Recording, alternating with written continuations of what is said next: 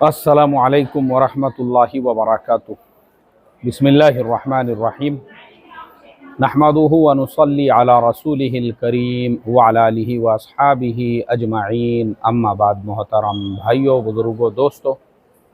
دیکھیے یہ پہاڑ جو آپ کو نظر آ رہا ہے یہ صفا پہاڑ ہے۔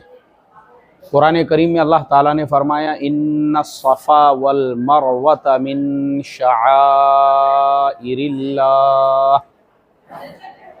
اللہ تعالیٰ نے صفا اور مروہ کے درمیان کی جو سعی ہے اس کو اللہ کے شعائر میں سے قرار دیا ہے۔ صفا پہاڑ کی کیا اہمیت ہے آج ہم آپ کو گراؤنڈ پہ کھڑے رہ کر بتاتے ہیں۔ جس وقت میں حضرت ابراہیم علیہ السلام ملک شام سے ہجرت کر کے مکۃ المکرمہ پہنچے، یعنی یہ جو سارے پہاڑ تھے اطراف میں، اور قرآن میں کہا بِوَادٍ غَيْرَ ذِي زَرْعٍ، ایسی وادی تھی یہ جہاں پہ گھاس کا تنکا بھی نہیں اگتا تھا۔ تو حضرت ابراہیم علیہ السلام نے چونکہ جو بیت اللہ ہے آج جس جگہ پہ، تو یہ بیت اللہ دنیا بننے سے پہلے ہی بنا ہوا تھا، اس کی جو بنیادیں ہے، اور حضرت آدم علیہ السلام نے سب سے پہلے اس کو تعمیر کیا تھا۔ لیکن جو حضرت نوح علیہ السلام کا طوفان آیا تھا اس وقت میں بیت اللہ جو ہے وہ پوری طرح سے ڈھہ گیا تھا، لیکن اس کی بنیادیں موجود تھی۔ اب چونکہ حضرت ابراہیم علیہ السلام اللہ کے نبی تھے، اس لیے اللہ تعالیٰ نے ان کو اس چیز کا حکم دیا تھا کہ تم واپس سے جو ہے بیت اللہ کی تعمیر کرو، جاؤ جا کے جو ہے بیت اللہ کو دوبارہ سے تعمیر کرو۔ تو حضرت ابراہیم علیہ السلام کی دو بیویاں تھیں، ایک حضرت سارہ اور دوسری حضرت ہاجرہ۔ حضرت سارہ جو ہے جن سے حضرت اسحاق علیہ السلام پیدا ہوئے تھے، اور وہ پوری نسل ان کی چلی تھی، اور دوسری جو تھی حضرت ہاجرہ، ان کو حضرت ابراہیم علیہ السلام اپنے ساتھ میں لے کر چلے، اور آپ کے ساتھ میں آپ کے بیٹے حضرت اسماعیل علیہ السلام تھے جو بڑھاپے کی پیدائش تھی، یعنی حضرت ابراہیم علیہ السلام بوڑھے ہو چکے تھے۔ تب انہوں نے اللہ تعالیٰ سے دعا کی تھی ربی حب لی من الصالحین، تو کہا فبشرناہ بغلام حلیم۔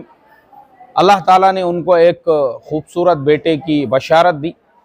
قرآن کریم میں۔ اس لیے میں ہمیشہ کہتا ہوں جن کو اولاد نہیں ہوتی ہے وہ ہر فرض نماز کے بعد 11 مرتبہ ربی حبلی من الصالحین یہ آیت پڑھا کرے۔ اور یہ میں آپ کو پرسنل تجربہ بتا رہا ہوں حرم شریف میں کھڑے رہ کر، کہ میں نے قرآن کی تفسیر میں یہ ایک مرتبہ بیان کیا تھا، تو رتنا گری کی ایک بہن نے میرے سے کہا تھا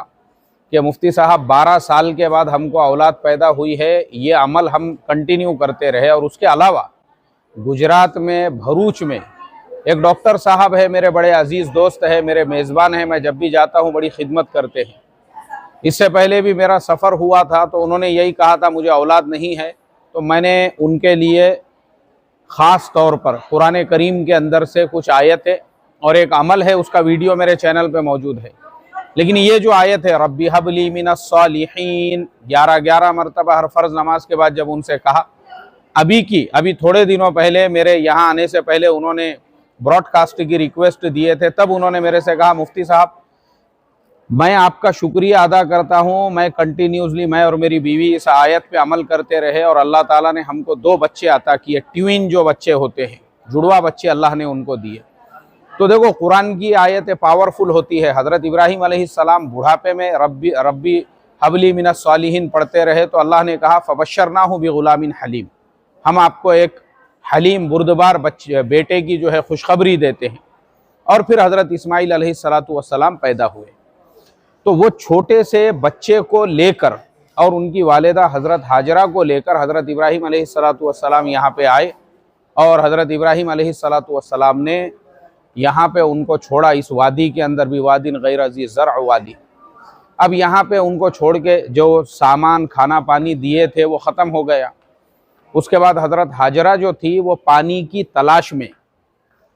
یہ صفا پہاڑ، ابھی جہاں میں کھڑا ہوں یہ صفا پہاڑ کے اوپر وہ چڑھ گئی، اور انہوں دیکھنے لگی کہ ہو سکتا دور سے کوئی قبیلہ وغیرہ جا رہا ہوگا، تو کوئی قبیلہ نہیں تھا، اس لیے حضرت ہاجرہ نیچے اتری اور پھر وہ واپس دوڑی مروہ پہاڑ کے اوپر۔ تو اس طرح سے انہوں نے 7 مرتبہ چکر لگائے صفا اور مروہ دونوں کے درمیان میں، اور تب تک حضرت اسماعیل علیہ السلام جو بیت اللہ کے سامنے رو رہے تھے، وہ اپنی ایڑیوں کو زمین کے اوپر رگڑنے لگے، اور اللہ تعالیٰ نے وہاں سے پانی کے جو ہے چشمے کو پیدا کر دیا، جسے ہم لوگ زمزم کہتے ہیں۔ جب حضرت ہاجرہ نے یہ جو صفا مروہ کے درمیان میں وہ دوڑ رہی تھی، انہوں نے دیکھا کہ حضرت اسماعیل کے پیروں کے قدموں کی برکت سے زمین سے چشمے ابل رہے ہیں، تو انہوں نے اس کو زمزم کہا۔ زم کے معنی ہوتے ہیں رکنے کے، ورنہ اگر وہ زمزم نہیں کہتی تو وہ پانی پوری دنیا میں پھیل جاتا تھا۔ انہوں نے جب اس کو زمزم کہا تو وہ زمزم اپنی جگہ پہ رک گیا، اور وہ رکنے کے بعد جب وہاں پانی آ گیا تو چونکہ وہ زمانہ ایسا تھا کہ جہاں پانی ہوتا تھا وہیں پہ آبادیاں ہوتی تھی، تو قبیلہ جرہم کے لوگ وہ سفر کر رہے تھے، انہوں نے دیکھے کہ یہاں پرندے نظر آ رہے ہیں، تو وہ بھی پانی کے قریب میں آئے اور مکے میں آ کے وہ لوگ بس گئے۔ حضرت اسماعیل علیہ السلام نے وہی قبیلہ جرہم کے لڑکی سے نکاح کیا، اور اس کے بعد ان کی جو نسل چلی حضرت اسماعیل علیہ السلام کی، جو مکے میں آباد ہوئی تھی قبیلہ جرہم سے، ان سے پھر قبیلہ قریش، اور اس کے بعد اللہ کے نبی صلی اللہ علیہ وسلم کے جو دادا تھے عدنان، ان سے یہ پورا سلسلہ چلتا رہا، اور پھر اللہ کے نبی کے پردادا بنو ہاشم اور ہاشم ابن عبد مناف، اور پھر ان کے بعد میں جو ہے عبد المطلب، اور پھر اللہ کے نبی صلی اللہ علیہ وسلم کی ولادت اسی حضرت اسماعیل علیہ السلام کے شاخ سے ہوئی۔ تو اس لیے دیکھو یہ صفا مروہ کے درمیان میں اس لیے سعی کی جاتی ہے کیونکہ حضرت ہاجرہ کی جو سعی تھی اللہ تعالیٰ کو اتنی پسند آئی کہ اللہ تعالیٰ نے قیامت تک آنے والی انسانیت کے لیے، حج اور عمرہ کرنے والوں کے لیے اس کو کمپلسری، اس کو شریعت کا جزو بنا دیا۔ اس لیے آپ آج دیکھتے ہوں گے کہ صفا مروہ کے درمیان میں ہر حاجی اور ہر معتمر اس کے لیے سعی جو ہے وہ اس کا رکن ہے، وہ اس کو کرنا ہی کرنا ہے۔ تو میں امید کرتا ہوں یہ سارے واقعے سے ہم تمام کو یہ عبرت حاصل ہوئی کہ دیکھو انبیاء علیہ السلام نے دین کی خاطر کیسی قربانیاں دی۔ پہلا سبق تو یہ ہے ہم لوگوں نے بھی ویسی قربانیاں دینا چاہیے، اور دوسرا سبق یہ ہے کہ قرآن کی آیت پڑھ کر جن کو اولاد نہیں ہوتی ہے ان کو کسی عامل کے پاس، کسی بابا کے پاس، کسی لیمبو ہری مرچی والے کے پاس، کسی پھلیتے والے کے پاس کوئی جانے کی ضرورت نہیں ہے۔ یہ سب ہمارے انڈیا، پاکستان، بنگلہ دیش میں جتنے عامل بابا بیٹھے ہوئے ہیں نا، یہ سب اپنی ٹپریاں، اپنی دکانیں لگا کے بیٹھے ہوئے ہیں لوگوں کو گمراہ کرتے ہوئے۔ آپ خود قرآن کی آیت پہ عمل کرو، آپ خود کرو، آپ خود کرو۔ میں نے کیا کہا، میں حرم میں کھڑا ہوا ہوں، صفا مروہ کے سامنے ہوں۔ میں نے جو رتنا گیری کی بہن اور بھروچ کے ہمارے ڈاکٹر صاحب کا آپ کو جو مثال بتایا، یہ انہوں نے مجھے کہا، میں نے نہیں پوچھا ان کو۔ انہوں نے کہا مفتی صاحب آپ نے یہ عمل بتائے تھے اور الحمدللہ ہم کو اولاد پیدا ہوگی، آپ کو بھی اولاد پیدا ہوں گی۔ حضرت ابراہیم علیہ السلام والی جو دعا ہے، ربی حب لی من الصالحین، پورے خلوص، پوری نیت کے ساتھ ہر فرض نماز کے بعد 11 مرتبہ پڑھو، انشاءاللہ آپ کو ضرور بشارت ملیں گی۔ ٹھیک ہے، چلیے تو میں مکۃ المکرمہ میں صفا مروہ کے درمیان کی اس وادی سے اور صفا پہاڑ کے سامنے سے لیتا ہوں آپ سبھی لوگوں سے اجازت۔ السلام علیکم ورحمۃ اللہ وبرکاتہ۔